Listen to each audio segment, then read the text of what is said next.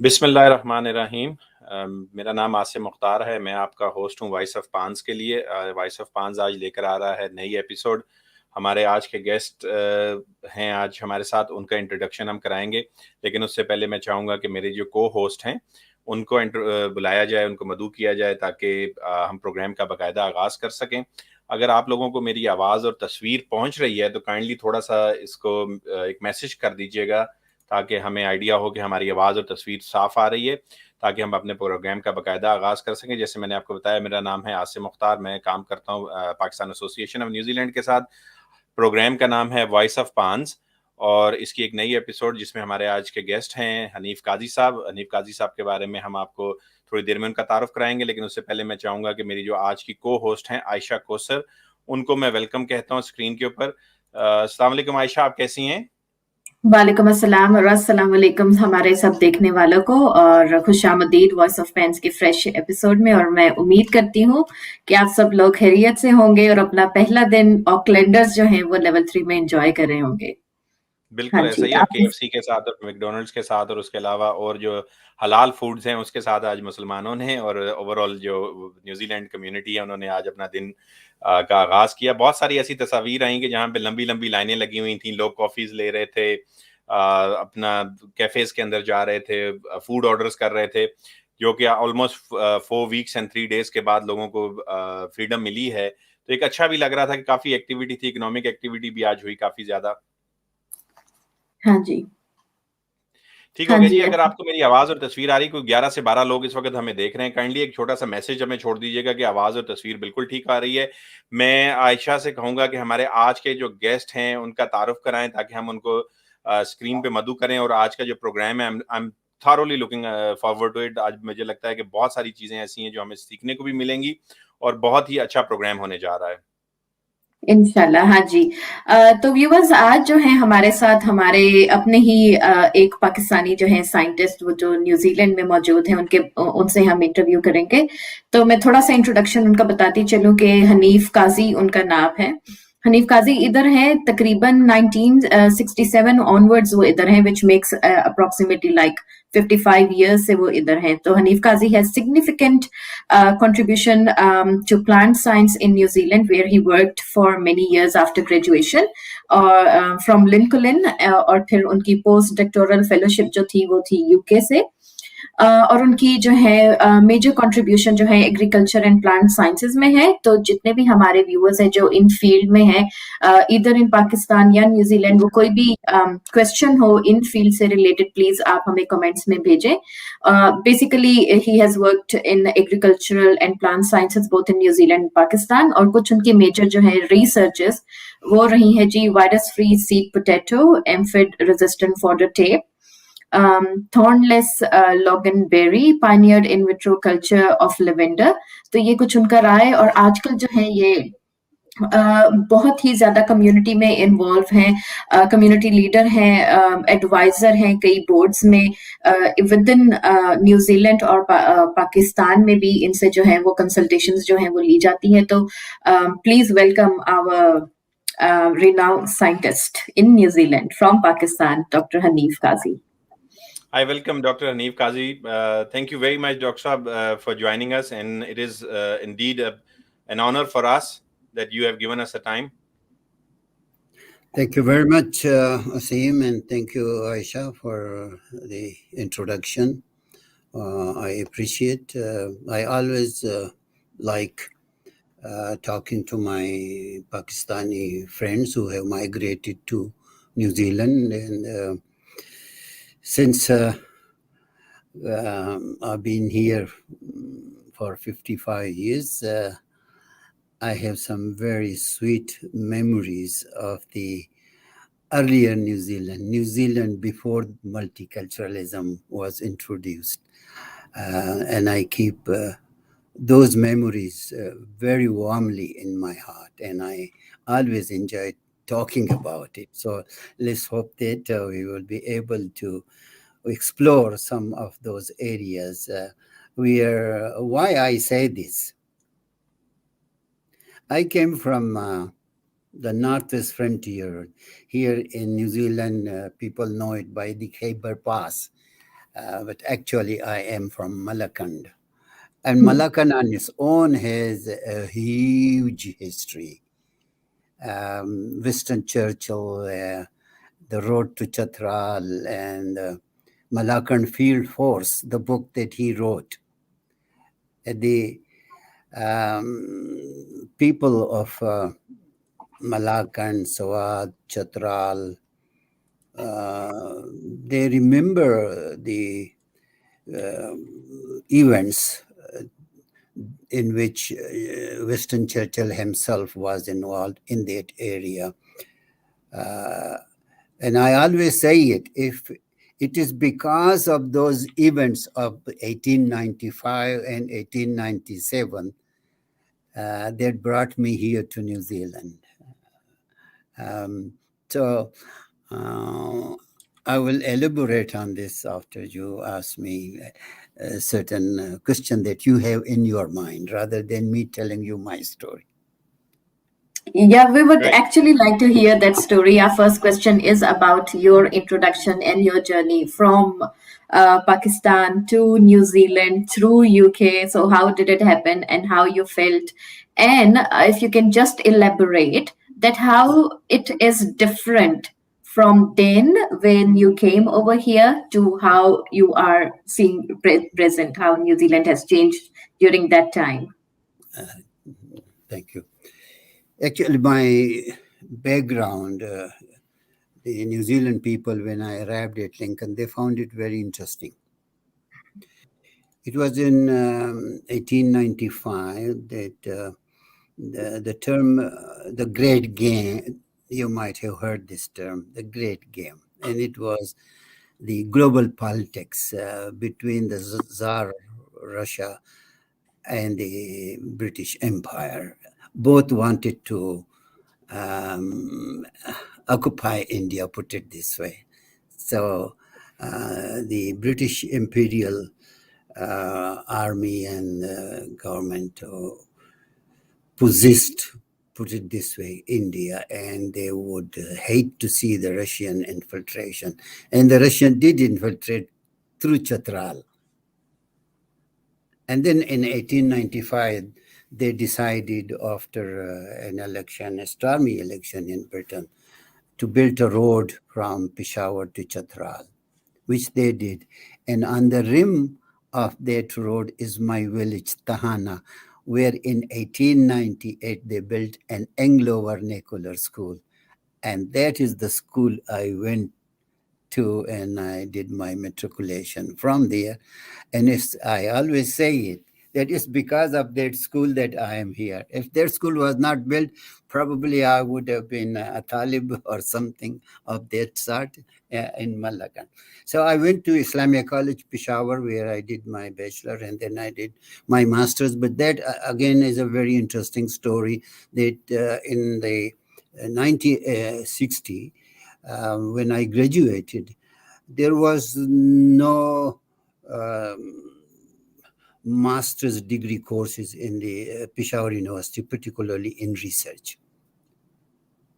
I was a student president, so I had the opportunity of getting to know the vice chancellor, and I told him, sir, I want to do my master's, but there is no research master's here. And he said, don't worry, I'll do something about it. And straight away, he invited one American Pakistani, a big scientist, Dr. Shamsul Islam Khan. He became my professor. And it was him who taught me research. And it took me 4 years to do my master's with him. And because of that master's thesis, I won a Commonwealth scholarship. And that brought me to Lincoln College. So when I arrived at Lincoln, you may not know, but the New Zealand attitude towards science at that time was that it is something to solve your practical problems. All the research that was done in the universities were always diverted toward the solution of a practical problem. Where in Pakistan, Oh, no, we were just whatever American taught us, that was it for us. We had no link between research and the solution of our problem. And probably that tradition still exists in Pakistan. I am quite sure the common man in the street in Pakistan don't know that science can actually solve your problem. So when I came here, I talked about cytogenetics and genetic engineering at that time. And my professor, they said, well, we don't have that subject here. So if you want to do your PhD, you do it with me. And then it was so easy. In 3 years, I got a PhD from Lincoln. And then 1971 was not a very good time in Pakistan. So I was asked to stay here. Then I was offered a job as assistant lecturer, but then the Department of Scientific and Industrial Research offered me as a scientist position. And that is where I joined. And then they gave me a huge problem, which we'll talk about anyway. All right. So Yeah. I had a good 20 years of service with the Department of Scientific and Industrial Research. And the subject that you mentioned about the potato and about the aphid-resistant brassica and the likes, and it was something that New Zealanders are very traditional people. At that time, particularly, were very traditional. They were reluctant to take risks. And I was from the wild frontier. For me, risk-taking had no problem for me. Try your best, and if you could do it, you do it. So I was given a task. I'll give you this example. The aphids in Pakistan, we call it telia, and Yeah. if you know Pashto, we call it wadake. Wadake. That insect aphid carries viruses, and the whole sarson crop, brassica we call it, was completely wiped out in the early 70s here in New Zealand. And the traditional ways of finding a solution tried everywhere, not only just in New Zealand, but across the brassica growing world. They couldn't find any solution. So I was asked to find something. And there was, at that time, one professor at Nottingham. He had done an interesting experiment of developing a plant from one single cell. And that was just experimental thing. And then I wrote to him that I would like to use that technique for the solution of a practical problem of finding a disease-resistant sarson. He said, come over to Nottingham. And then my director was reluctant to let me go. But then I discussed it with my professor, and then he said, okay, you just go and tell him that you are going. So I asked my director, I am off to Nottingham. And I was so determined and so much concentrated, Aisha, you cannot imagine what concentration means. The very first experiment that I did at Nottingham, it produced results within 6 weeks. Oh. And that professor was thrilled, and he wrote to my director that something that he could not achieve in 10 years, Hanif was able to do it in 6 weeks. And Hanif should stay here in Nottingham. The director said, no way, Hanif must come back. So I came back, and then I tried, and I succeeded actually in developing the aphid-resistant sarson. But at the same time, I was conscious of the needs of Pakistan, where sarson is used as a oilseed crop and not as a fodder crop. So I also developed a sarson which had a 48% oil content. The traditional one had 37%. So that's how the story started here in the DSIR. And of course, that work was published from Cambridge. The director of Plant Breeding Institute, Cambridge, He was extremely complimentary of the paper. I sent him a paper originally, and then he said to me, Hanif, you just wait. All the things that you have predicted that you would achieve through this technique, wait for those results to come in. And then he said, if the paper goes beyond 10 pages of publication, he would still be willing to publish it. And then 11 pages paper was published in the most prestigious journal of, we call it Theoretical and Applied Genetics. So that brought me sort of recognition and worldwide. And then, of course, Pakistan became interested. And then the story of OIC, where they have this COMSTIC, the Standing Committee on Science and Technology, of which the president of Pakistan is the president and the headquarters is in Islamabad. So I was sitting here in New Zealand, and I used to write papers for that organization, and that's how I met General Zia.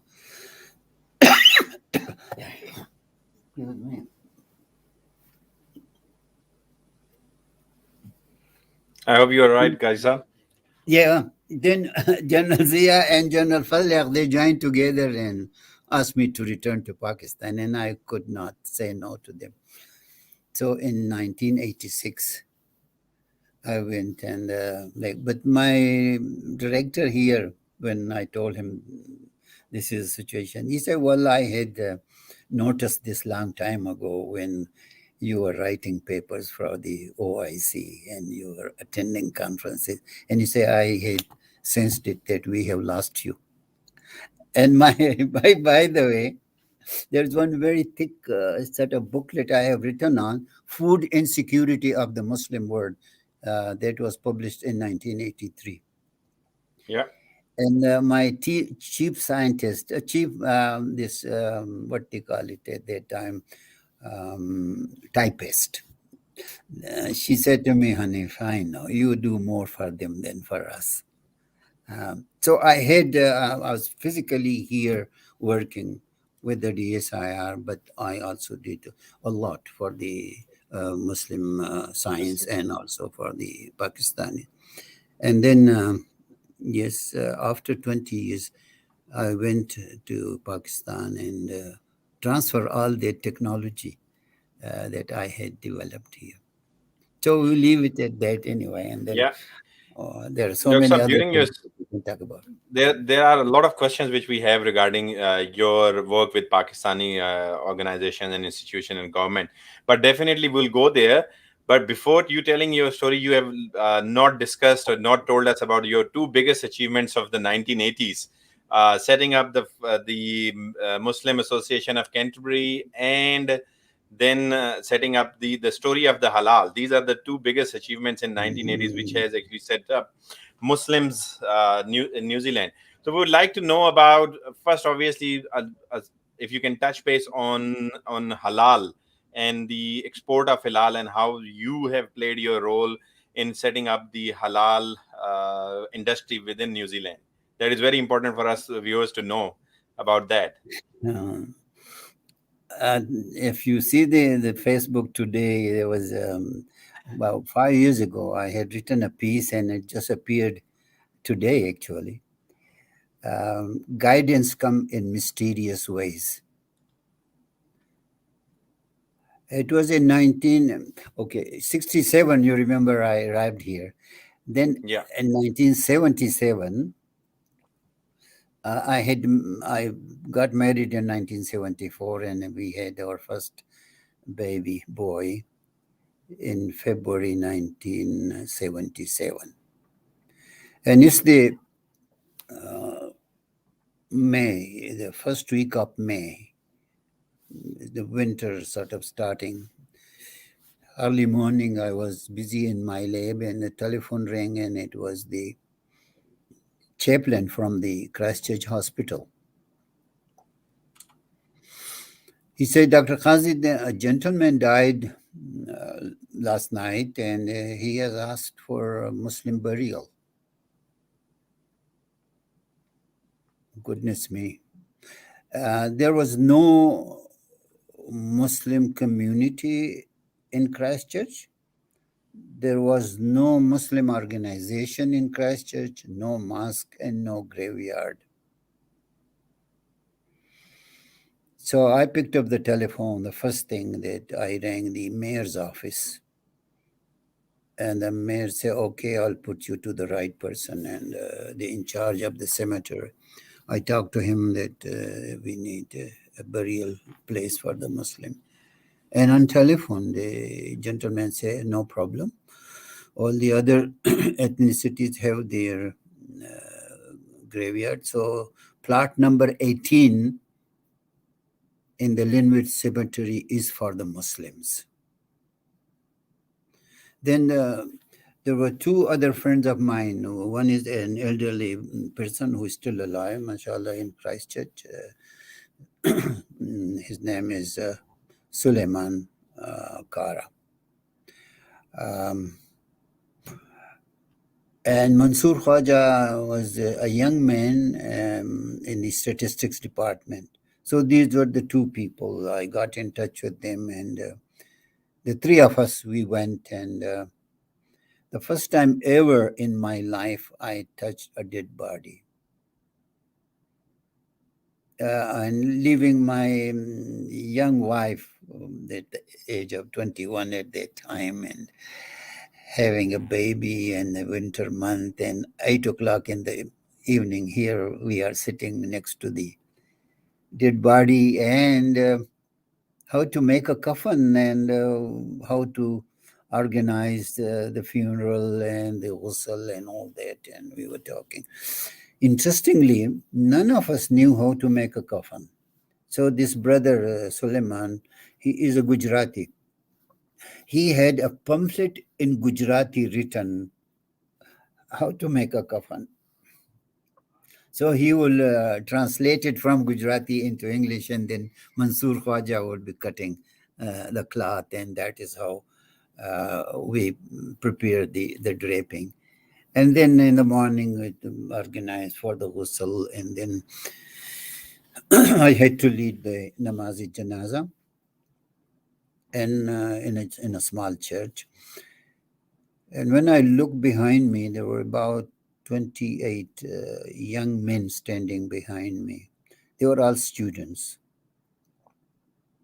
And that is how, when we went to do the qul and read the Quran in the house, they were Ismailis from Uganda.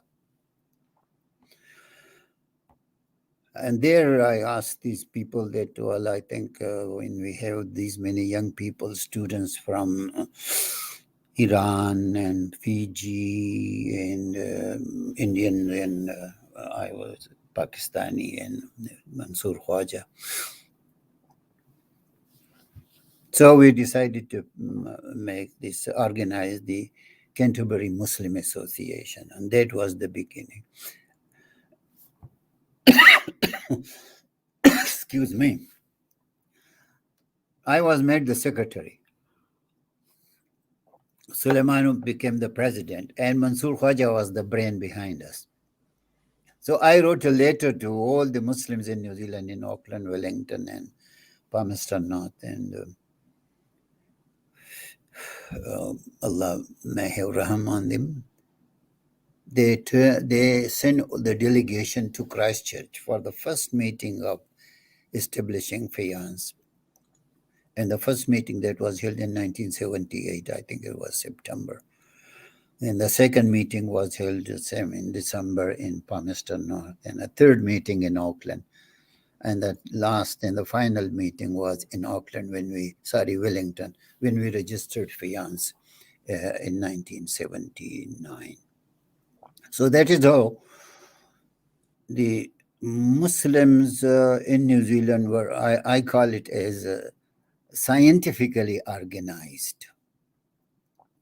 We draw a constitution very clear that the local association will look after the needs of the community at local level, and PANZ will be responsible for national and international affairs of the Muslims. And how We could not anticipate at that time that PANZ will come such a effective organization, put it this way, and economically so sound. I've been told that PANZ today is worth more than 20 million US dollars. Then the story of the halal is even more interesting than this. I'm sure. If you It look is. into this page today on my Facebook, there is a piece that was published in 10th of April 1978. A Bahrainian Minister of Finance and Deputy Prime Minister, he visited Christchurch, and he addressed the business community, and I was asked to be there. And it was in that meeting I asked him, what about the food habits? And then he said, yeah, well, it's for the business people to find out what are the food habits of the Muslim people and what are their needs. It's for them to find out. The next day, the reporter from the Christchurch Star came and he interviewed me, and that interview was published on the first page. And the title is Educate the Sellers, Not the Buyers. Sellers. And then a French professor, Florence Bourgard-Blackler, she is advisor to the French government and the French society on Muslims and on halal. And she wrote to me an email, and I have published that email, that piece is the first ever demand of a Muslim in the Western countries for having halal meat and halal slaughtering of animals. And then, by chance, a gentleman from Iran came and he discussed with me that page, and then he went back. I did not realize how important that gentleman was. He became the Minister of Petroleum in Bazargan government when the Imam came to Tehran. And Imam Khomeini is sort of reported to have issued the first fatwa that the meat from New Zealand in the store should be burned down into fertilizer. And then he had a telephone call from that Minister Ali Akbar Moyanfar, Minister of Petroleum, that I should convey to the New Zealand government not to panic. We are sending a delegation to streamline the halal. Mr. Tolboy was the Minister of Overseas Trade, and he called me to his office in Wellington. And then I briefed him the background and the likes. Aisha, there is a point which reflects on my person, and I would like to say it. Yeah. I'm a very open, sincere person, and I don't really distinguish between risks, taking risk, or having appreciation. You would not believe it that I am communicating with the Muslim leaders around the world, including Iran and the Middle East and Malaysia. And the telex I'm using is of the Department of Scientific and Industrial Research. And every telex that comes is initialed by my director and then passed on to me. So my director knew everything what I was doing. And the background of that was that in 1974, the Shah of Iran visited New Zealand. And at that time, the total trade between New Zealand and Iran was $17 million. They only bought 5,000 tons of meat. And then I told my colleagues in the DSIR that, look, if we make this meat halal and we stamp it that it is done by Qazi, then the Shah would not be able to have that restriction because he bought 5,000 just tons to give it to 5 Stars Hotel or probably his army, because a non-halal meat cannot be sold on the market in Tehran. So my director Sarah and Michael, why don't you do it? So on the surface, it appears there is the Muslim who have brought the halal meat to New Zealand. No. It is Dr. Harvey Smith, who was my director of the DSIR, and he was thoroughly supported by Warren Berryman, who was the National Business Review editor, a very powerful character who changed the mindset of the New Zealand people in one go. He wrote an article, and it's a very famous one. Insensitivities create halal difficulties. And the next day, what's his name? Mike Moore was at that time the Minister of Overseas Trade. And he said, yeah, go ahead and do it. And then all the abattoirs, they were changed because of the Iran deal in 79, and subsequently PANZ was given the halal certification rights by the Saudi government, and we were invited by the Kuwaitis and the United Arab Emirates, and we signed a contract. Ashraf Chaudhry was at that time our leader. We signed that contract first in Abu Dhabi and then in Kuwait. We never realized what we were doing.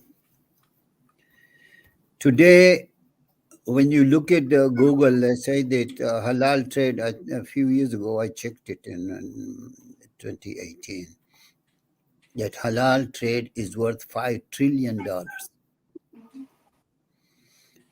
New Zealand is the first country, and it makes me a bit angry too that I have made.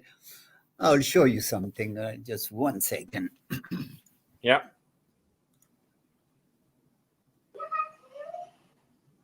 What an intriguing story. It's like, मुझे तो ऐसा लग रहा है जैसे I'm totally absorbed into it, and the way Qazi Saab narrate their story is absolutely brilliant. It's like I'm watching a documentary. In our audience, yes. I hope there is someone, a Malaysian person. I can New read it from Arabic. Samawa Daging New Zealand Haram. Muhammad Hanif Quazi. Now, what that means, all meat coming from New Zealand is haram. In 1984, up to 1984, Malaysia did not import halal meat from New Zealand. And today, Malaysia claims that they are the champions of halal. No way. It's all nonsense. If there is any champion of halal, it is New Zealand. It is the New Zealand Meat Board. It is the New Zealand meat industry. And the maximum experience, the best experience in halal killing, halal processing, and halal export is New Zealand. And the rest of the world. And I have also evidence from the BBC report that even in Britain, they go along with the definition of halal of New Zealand. There, everybody was happy because there was a bit of controversy that New Zealand is sending halal meat, but it is not certified. But anyhow, that's something that I have seen it on the New Zealand Meat Board website that 87% of the meat, lamb, is halal. So another point I think I should mention, and I hope that my Muslim friends who are listening, you people make too much of going to this halal shop and that halal shop. Any lamb that you pick up from any warehouse in New Zealand is halal. Take it from me. Initially, New Zealand people are not complex people, I tell you. Initially, the meat, every carcass was stamped. And I've seen it myself in the New Zealand butcher shop. meat stamped halal. It's because any meat that doesn't go to the export market is sent to the local market. And then, there are certain people who object to it. So now they try not to put the halal stamp on it. Even the meat that goes to Britain, they don't put the halal stamp, but the meat is halal. The other interesting thing is, the last time that I checked was, but it will be today more. I think I'm talking about 8-9 years ago. There were 250 halal slaughterments in this country. So it's a job purely for the Muslims. For the Muslim. Yeah. But thank you, Qazi. Yeah. Yes, thank you very much, Qazi Saab. You have been an incredible, pioneer to start everything like Muslim burial and then halal meat. So I think that you are a legend. We will just quickly go back to research, and my next question would be around the research, that what are the hurdles in improving collaboration between Pakistan and New Zealand on scientific level when it comes to research? Like, what can be done? As you discussed about you returning back to the 1980s. I don't know you use the word hurdle. Yeah. Are there any? If there are any. No, we have how many? There is a contract between HEC and Massey University, and I shouldn't use the word 1,000, but I'm sure there are hundreds of PhD scholars passed through Massey University. And I don't know whether you have heard today's news. Muhammad Rihan, Fala Walls, he won the worldwide competition today. Wow. He is doing a PhD, and he explained in 3 minutes, summarized his research, and this is conducted from Berlin. Yes, and he is the winner. So we have, and when I say, I often say this, the newly migrant Pakistanis, Bangladeshis, and Indians, they have come here on merit. Every one of you is Hanif Quazi. You people are talented. The only thing is that you people really don't know what New Zealand is all about. Yeah. You don't know how sweet these people are. Yeah. I mean, I came from the wild frontier of the Northwest, Malaccan and so on, and they made me into an international scientist. What else do you want from them? Yeah. And Lincoln is the most conservative university in this country. So, take this nonsense out of your mind that you've been discriminated and you would have hurdle in research. And let me tell you a little bit about this hurdle thing that you talked about. Before coming here in 1967, I worked for a year with the Pakistan Forest Institute. Don't take it as a criticism. I'm just relating it as an example of what you mean by hurdle. There's a machine we call microtome. Microtome is simply a machine which uses a blade, like shaving cream, a shaving machine. And that blade has to be so thin and so sharp that you slice the slides of 5 micron, 7 micron. It's an extremely thin thing. So for that, you have exceptionally sharp blade. So we used to sharp that blade. And then in Pakistan Forest Institute, when I was doing that, what I would do, and listen to this one, I will go to the typist, he will type a letter. I will take that letter and get it signed from my head of the department. I put the letter and the blade together, put it in the tray, and the peon will come and pick it up, take that to the next door, and the office was like this. This is my office, and this is the office of the person who had the technician who was doing sharpening. So that later, with the blade, will go to the head of the department of utilization. The head of utilization will sign it, and then he will send the letter and the blade to the technician. The technician will take 1 week or so, whatever. And it will come back to me in the same route. Technician to his head of the department, then to my head of the department, and then the PN will bring it to my office. Will never take then less than a week. Okay, this is Pakistan. This was the 1966 Pakistan. I'm talking about the Pakistan Forest Institute. When I came here, and I was doing exactly the same exercise here.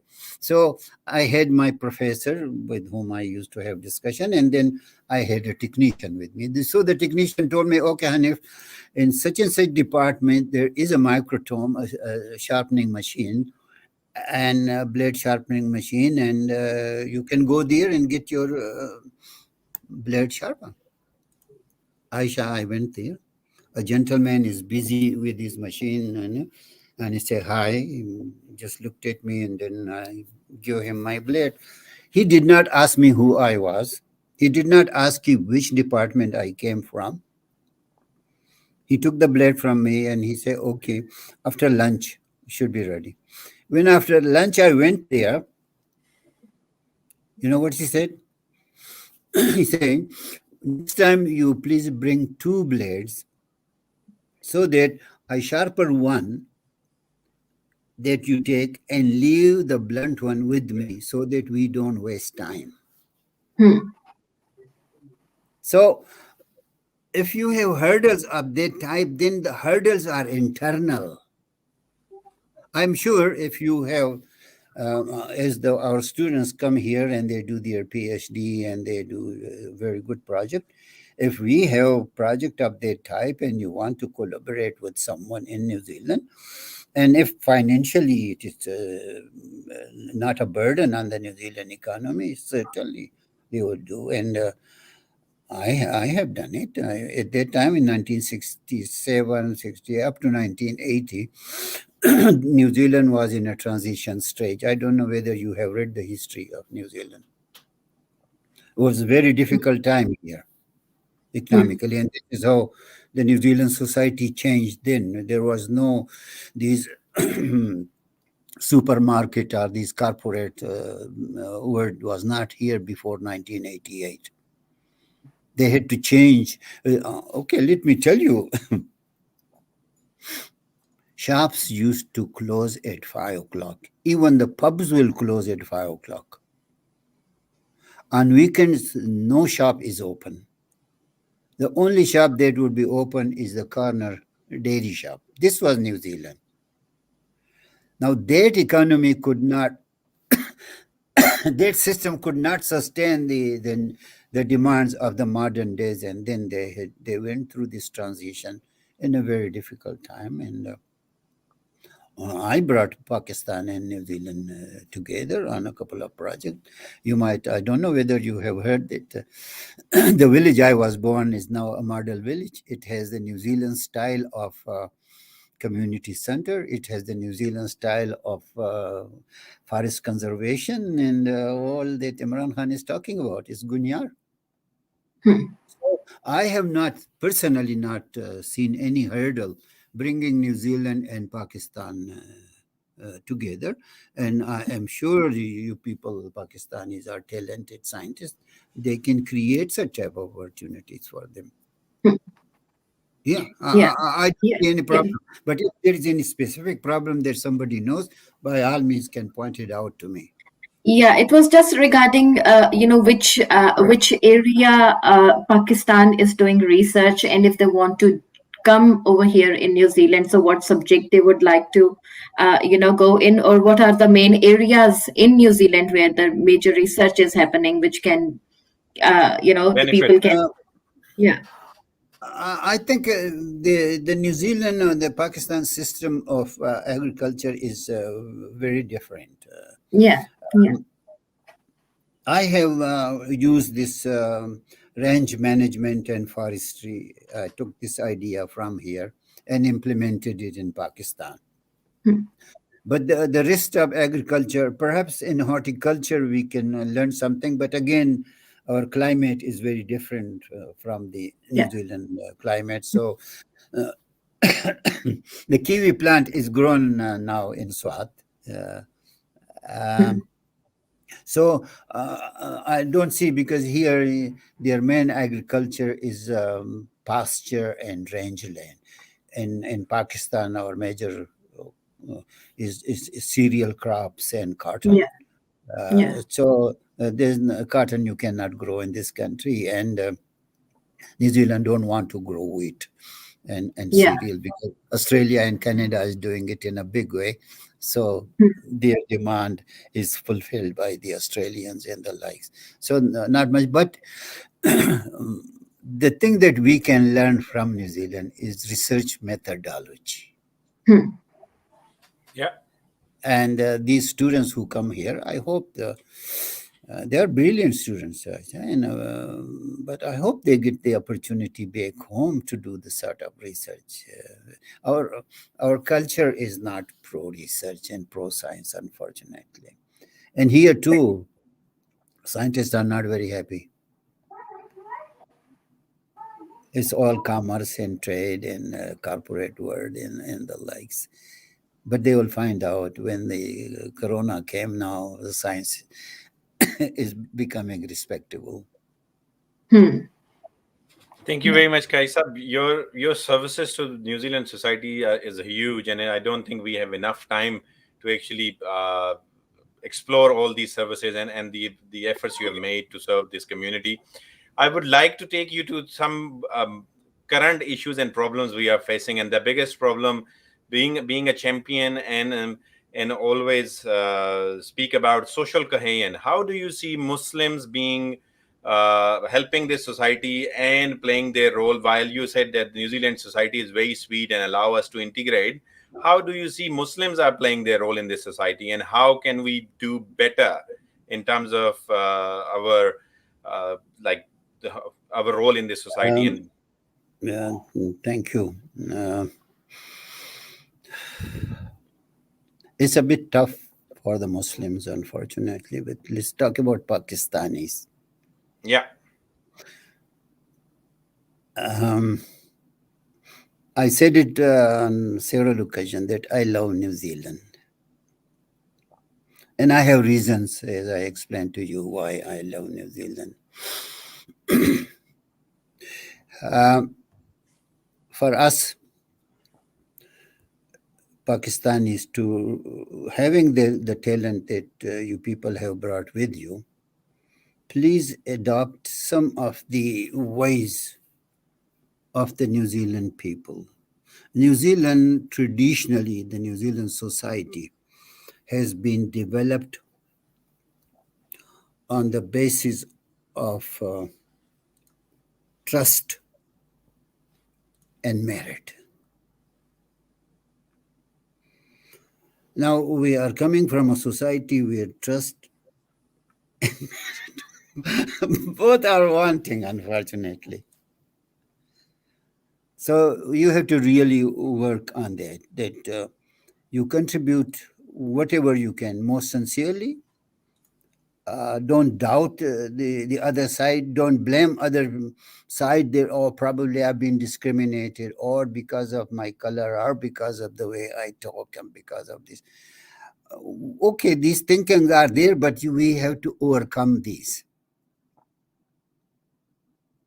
And I have my practical example in my own family right now. One of my son-in-law came, and he is a marketing specialist, and he was working in Saudi on a very good job, good money. He came here and not sure. I told him that if you have got it, you will get it. Today, he is on the same job here in Auckland, what he was doing in Saudi Arabia. And he got that job within a month of arrival in this country. Another one, he is a graduate in second son-in-law. He is a pharmacist. He has done a degree from University of Peshawar in pharmacy. He was interviewed on telephone, and the lady who interviewed him, you know what she said to him? He said, the knowledge that you possess, I would hate to lose you. Give me 2 days. I'll go back to my board of directors and I'll create a special job for you. And that's what she did. That's about 5-6 years ago. And that gentleman is still working in Napier in the same pharmacy. So here you are. Now, when you are not sure of your capabilities or your understanding of the subject, and you expect that you should be given the right place, by all means, they do test you. They give you challenges. And this is one thing, Asim, that the question you asked me, having this multicultural and was ethnic communities, ministry and the likes. Now, when the ethnic people work only within the context of the ethnicity, they are hiding from the challenges of the wider society. I use this word wider society in bracket. By that, I mean European society. If you cannot face them and you cannot work with them and the challenges they put up to you, you're not going to really succeed. And I'm a bit worried what happens if there is a change of government. Is this ministry going to be sort of like a ghetto? It will be ignored. So my belief is, I believe that ethnicities in this country, ethnic people, they have to evolve like I did. Agree. Into this society. I did not demand respect from them. I did not demand a place for them. I made a place for myself in this society, both socially and scientifically. And I am 100% sure that every Pakistani is capable of doing exactly the same thing. My 2 sons-in-laws have made a place for themselves. My 4 sons and 2 daughters have made a place for themselves. Never been discriminated, never felt like being discriminated or in any way felt inferior to anybody. So the opportunity is there. Please get out of this thing of ethnicity and ethnic and this and ethnic that. Grow alongside of the citizens of this country, alongside everybody. What is it you made? I'm a Muslim and so you are a Muslim. So come on, who is stopping you? Do your Islam, do what you like. When I came, there was not a single masjid in this country. Today, there are more than 100 masajids in this country. What else do you want? You have the opportunities, but we have to organize ourselves. We don't have to talk about it. You just get on with the job and do it. And I don't want to address the Muslims because the diversity and the suspicion and the lack of trust among them is huge. But I would like to address the Pakistanis. The Pakistani people, you have merit, you have capabilities. The only thing you have is don't go on this track of ethnicities. Just go on your own merit and on your own capabilities and make a place for yourself in the wider society, alongside the Maoris and the white and the Chinese and the Indians and the Bangladeshi and whatnot.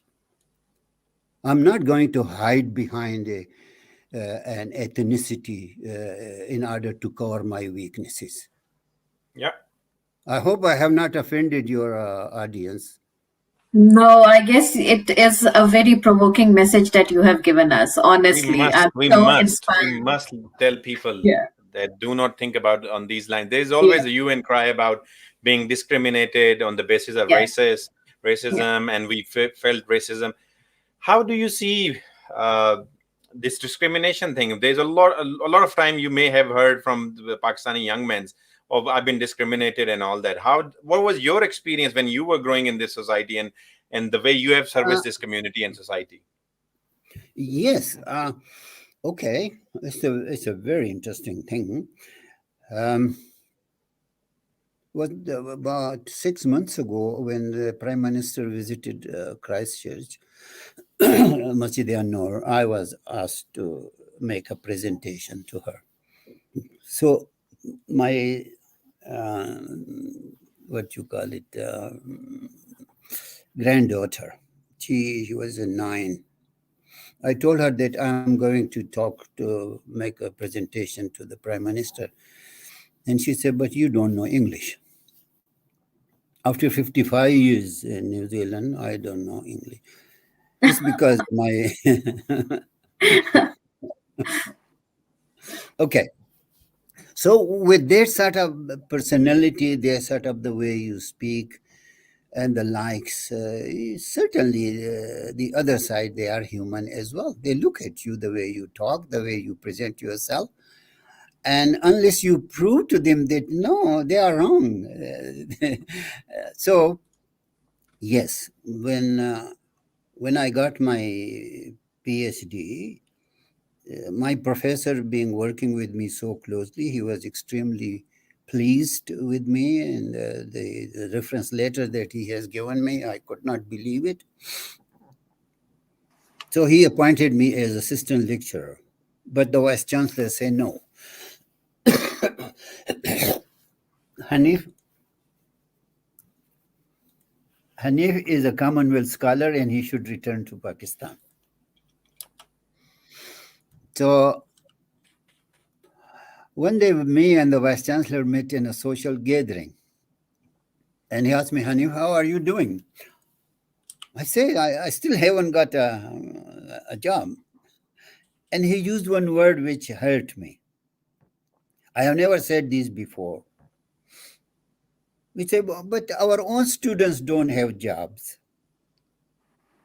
So you think I'm not your own student? No.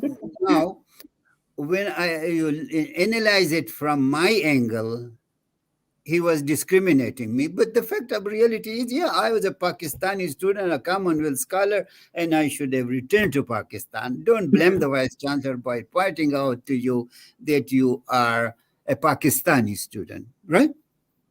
So my professor, because he was sort of possessed for me, so he said, no, okay, why not think of the DSIR? So the DSIR offered me a job, and I went there. Now, in the DSIR, also, I had challenges. I don't consider it as discrimination. I consider it as a challenge. A challenge. And I had those challenges. For example, at those days, we used to have this biannual ACR. In Pakistan, we call it ACR. Here, they call it confidential report. So my research, and I produced that hybrid, and I produced that potato and all this, and everybody was so happy that Hanif did this. But when my gradings came back from the Director General, my grade did not change. But there were other 2 scientists who were new arrival. Their grade was changed. They were upgraded and I was not.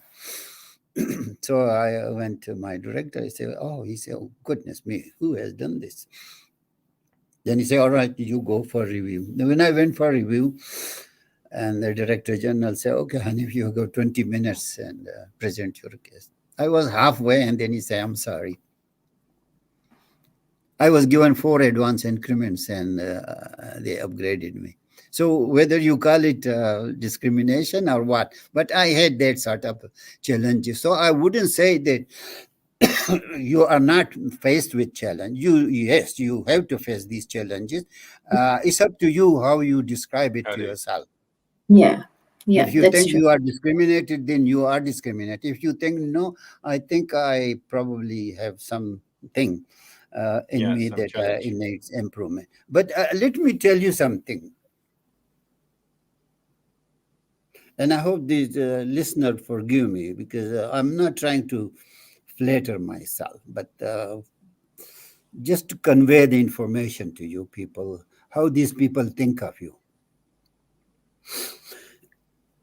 In 1985 December, when I was leaving for Pakistan, about 300 of the DSIR scientists came to the Masjid An-Nur. They planted a tree. And my director, who was retired, they brought him, and he made a speech. And he said that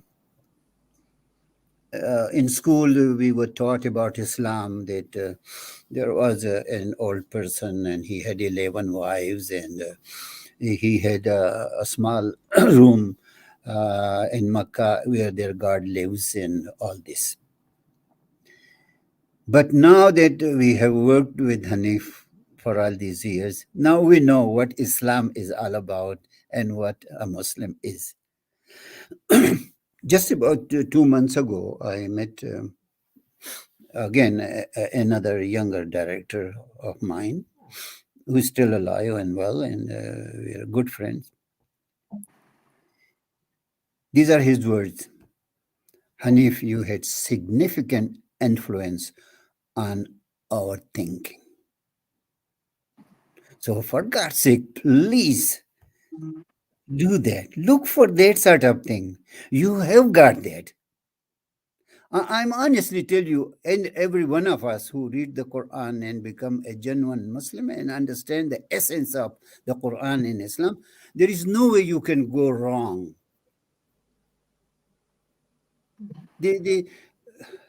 Asim, I'm a little bit excited what you are asking, really, because there's a lot of confusion in the mind of some people. Yes. There is a Surah Al-Baqarah, ayat number 177. After the program, please do look into it. And it says, Les al-birra. It's not piety to just turn your face to the east and the west. Piety is iman. Amantu billahi wa malaikati wa amantu billahi wal yawmil akhir wal malaikati wa kutubi wa nabiyyin. And then after that, it talks all about human being. Give your wealth to the poor, to the orphans, to the one who are in the prison, and those who are qarazdar, and all these people. And after that, you say, وَأَقَامُوا الصَّلَاةَ وَآتُوا الزَّكَاةَ. So what it really means, the Quran is actually giving you a straight guidelines that first is your iman. Amantu billahi wa malaikatihi wa kutubihi wa rusul. That is the one that is not negotiable. But after that, if you adopt a culture and if you say that culture is my Islam, and I think you are wrong. Culture is not Islam. Iman is Islam. So stick to your iman. Make sure that your iman is strong. And when your iman is strong, all the hurdles that Aisha used that word, or the challenges that you come, I'm sure you will overcome. And Allah Ta'ala will help you and do that. And when you reach my age, then I'm sure you will find Allah yourself. Inshallah. Thank you so much. I'm completely overwhelmed by all the talk that you are talking about. Anyhow, we'll move on to next question. And change the topic a little bit because it's getting very intense and emotional. But At the same time, I would say thank you very much for that, opening our eyes, and it is like linking back to from where we belong. So definitely thank you for that. So my next question would be that how do you think that social cohesion is important in the growth of the community? Yeah, I think the first thing really for the community is to stand on its own feet. I cannot be too open actually here. I mean, your Naveed is providing a good leadership, but Definitely. I also know people who are extremely jealous. So that sort of thing we have to overcome. Cynicism, criticism. I think I've said this in one of the program that somehow in our tarbiyat, हमें दूसरों में अच्छाई ढूंढने की सलाहियत वो develop नहीं की है. We know how to criticize other people, but we lack this art of bringing people together close to our chest. Doesn't matter. You don't have to, or you don't expect that everybody agrees with you, or you agree with everybody and everything. No, but you accept people have individual rights, and so you widen that thing, and it's a sad thing actually what is happening to the Pakistani community and to the Muslim. Unfortunately, I observe them from distance. And even to the Pushtun are suffering from that more than anybody. I mean, in Mr. North, we were. Please bring once the Dr. Imran on this program. Have you heard of Dr. Imran? Yes. He's associate professor at Massey, a very good man. We tried to design a new mosque, and in which we tried to incorporate both the Maori culture, the European culture, and the Muslims, and create a space or a room for people to come and where we can discuss things, seminars, or whatever. You know what happened behind the back of this gentleman? Someone organized a negative campaign, or that Imran is creating a room in the masjid where non-Muslim would be allowed to come. Now you are living in a non-Muslim country. You are, you. Thank you, Zain. My granddaughter is listening. She heard me coughing, so she brought water for me. It's the same granddaughter. Yeah. So they rejected that plan. And you know, we are so close to these people. Like I think I've said this in another program, that Maoris are like the Pathans. They have the Pathans have Hujra, and the Maoris have Marai. Hujra is not masjid, and Marai is not a church. And a Maori professor, he came and he talked to us in the masjid, and he said the cleanliness of the waterways reflects the spiritual health of the society. और हम क्या कहते हैं, सफाई निसब ईमान है. I mean, how closer can you get to people? The same is the case. People who are of Jewish background, they believe in one God. And most Christians believe in God. And so what's the difference? What is bothering you? If we believe all in one God, then what problem do I have with them? I should interact with them. Look at the Quran, what in line with that prescription, you work with them. And Aisha, I give lectures to these white people, and they love it. They really love it. And I didn't see any problem. So cohesion is possible, but please not be hypocrite. And don't take it out from me very bluntly. the way the ethnic affair, this ministry is done is hypocritical. Talking about cohesion, but doing quite the opposite. Why? So do you think people can't see through? And when the government changes, nobody would listen to this ministry, and it will be a ghetto. We don't want it. Our future, the future of our children, is in the peace and harmony of the New Zealand society as a whole. Right. Forget it. You would make a Muslim as a good community, or you will make a Pakistani in isolation a good community. Forget it. There's neither cohesion and there's not a healthy living. We have to interact with the wider society and feel comfortable with everybody in this culture and open your heart. Yes. You expect them to provide you everything, halal meat and halal this, halal. But on the other hand, you are reluctant to let them come into your room and close to the mosque to talk to you. Yeah. So these are the contradictions I think that we should overcome, and then we talk about cohesion. But if we are talking about social cohesion and this and that, and we make good speeches and good parties and all this, but practically we are doing the opposite. And I know it. I know there's a book actually some Chinese has written. The ethnic people have cultural baggage. We all have cultural baggage. We all have cultural baggage. And we cannot hide it. It will come open sooner or later. So instead of that, why not we just be open? And the other thing that I really want to say in context of the cohesion is,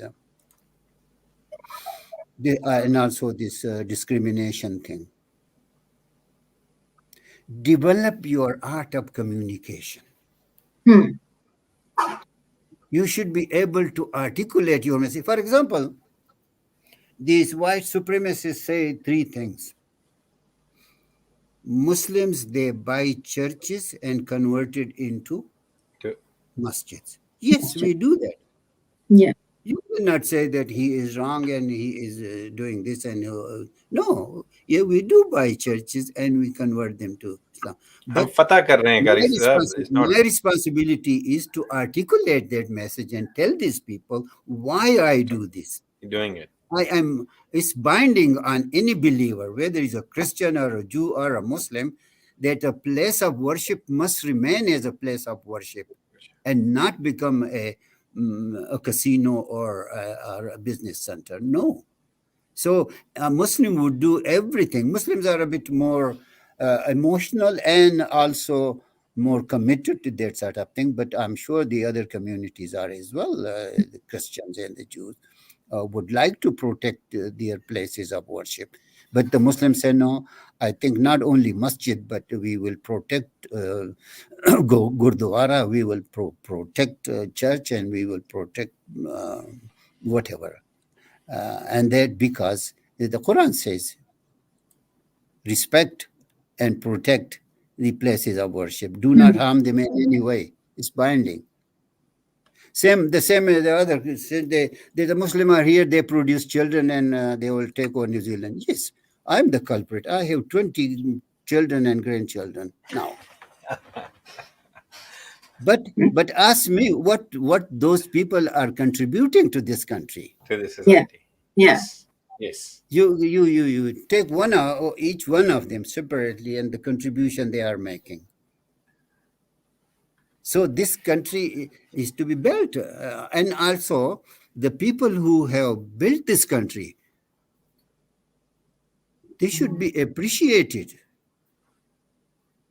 not scolded. I mean, how on earth can you have ethnic communities away from the European society? Are you mad? And you call it social cohesion? What sort of social cohesion is? In the whole ethnic communities ministry, there is not a single white person? You're And right. tomorrow, when they have the government in their hand, what would they do to you? And then you would say, we are discriminated. You are not discriminated. You asked for it. Ask for it. Right. So we should not ask for it. We should work for it. We should work with them together, and we should make this New Zealand as a whole a place of harmony and tranquility and prosperity for everybody. Thank you very much, Kari Saab. Unfortunately, the time is not on our side. There's so much to discuss about. There's so many stories we can hear from you. There's a lot to learn from you. And Waqar Qureshi has suggested, Dr. Hanif Quazi conversation should be published as a book called Islam 101. I'm pretty sure, and I am totally agree with Waqar Qureshi here. And Waqar bhai, Hybrid of Peace, pioneered in New Zealand. I should rewrite. Actually, I've been asked to write another book, and anyhow, but I would be interested in. Aisha, thank you especially for arousing my inner sentiments about certain things.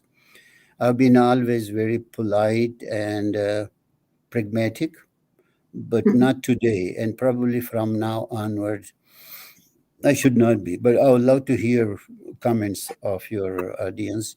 How do they think? Because the more we go in the direction of ethnicities and the likes, we are digging problems for ourselves. But if we work with the society as a whole, including everybody, I mean, it makes me feel sad, really. The other day, I was listening to the Minister of Maoris. He only talked about Maori. The Pacifica is talking about Pacifica. Ethnicities are talking about ethnicity, but it's only one ethnic country which is running that ministry. Yeah. Kaisa, there's a lot of taboo topics, and there are a lot of controversial conversations. I think we must touch someday. We must talk about it, and we must discuss about our roles into this society. You have touched upon it. Kaisa, before we finish today's program, I just want to ask this question.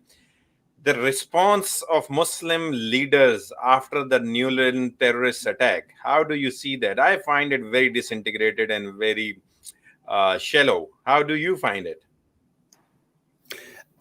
The New Zealand was it's a case it should not have happened. Because the gentleman was known to the authorities.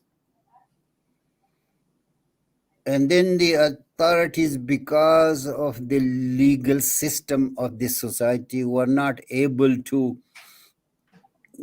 control him. So they let him loose in the society. But then what was his society? And that's something that you people here in Auckland should be able to discuss it with the New Zealand Muslim Association and PANZ. That yes, okay, let's not throw the responsibility entirely on the correction. We as a Muslim,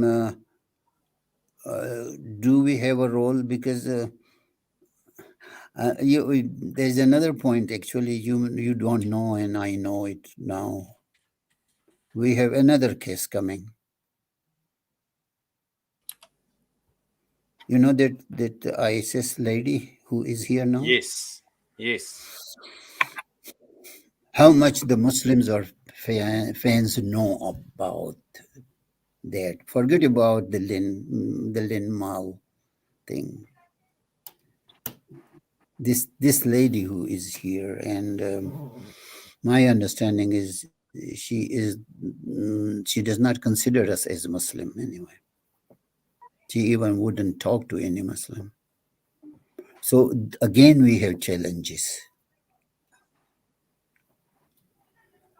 So what the Muslims should have done and what the Pakistani community should have done to be able to contain that sort of thing. And if the NZMA knew about this person and their advice was not taken by the correction, and then the correction on its own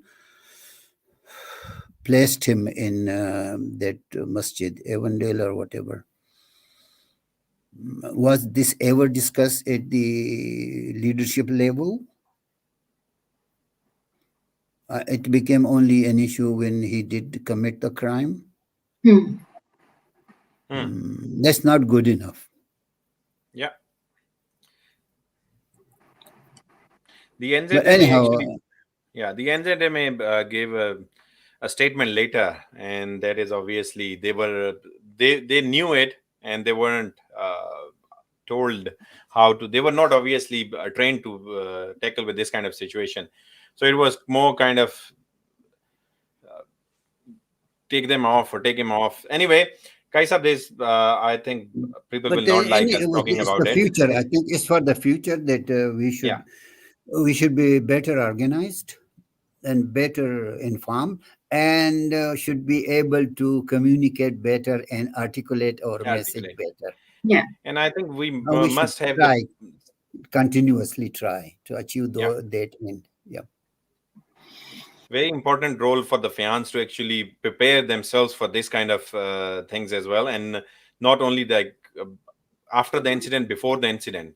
If they would have actually some practice or some policy about this kind of incident where they were known that there is a person like this in the community, they would have actually come forward, take the leadership, and then tackle this problem before it has happened. Anyway, Kaisa, last question. I'm sorry, I'm saying last, and I really don't want you to go, but unfortunately, as I said, just time is not on our side. Kaisar Rashid is asking a question. Kaisar Rashid bhai is saying, Qazi Saab, please shed a light on the current correcting situation between Pakistan and New Zealand. I think... Oh, this is Kaisar Rashid is asking. I was just about to ask you that please divert this question to Kaisar Rashid. because he has answered He's putting in a difficult water. He had answered it himself, and I liked it. That if Americans could discover their own games, why not Pakistanis should discover their own games and let cricket go, being the imperial game.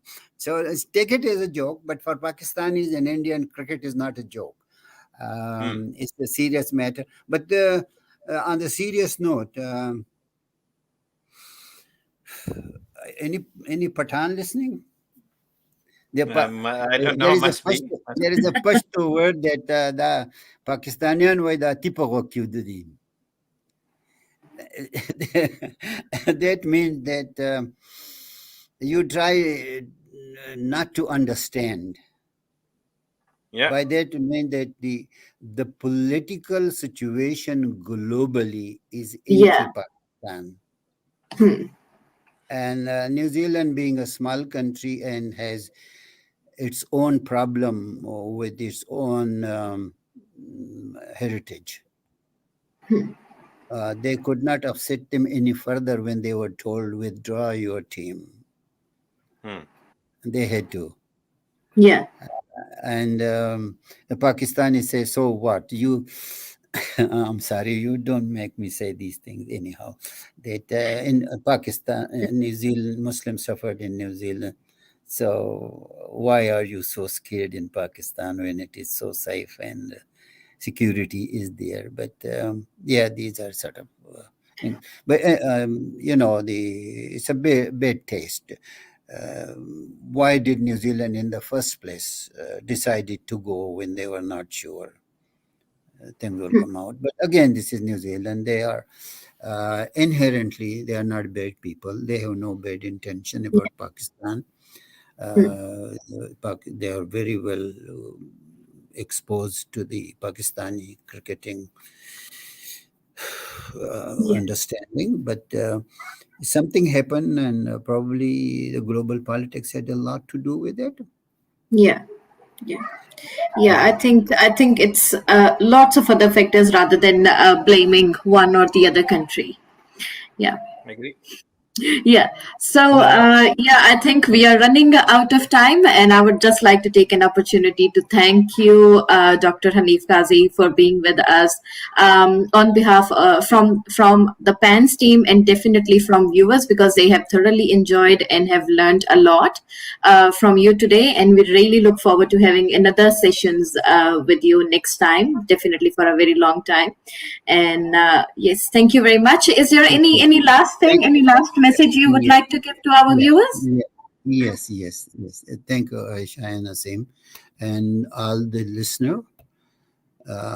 Please, when you reach my age, I'm just about 82. So take it with a pinch of salt, whatever I have said.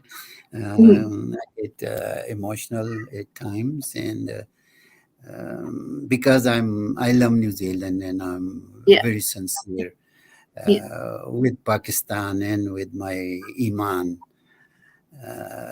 And that's how, when you are that complex person, then this is what you become. You become emotional, sometimes a bit irrational or the likes. But never mind. There was a New Zealand Prime Minister, Sir Norman Kirk. He died in his office while he was Prime Minister. And he was labeled as a man in hurry. A man in hurry. So I am a man in hurry. I have whatever I have. I really want to pass it on to you people without any contamination. I want you to hear it as it is, and I hope you take it in a good taste. God bless you. وَمَا عَلَيْنَا إِلَّا الْبَلَاغُ.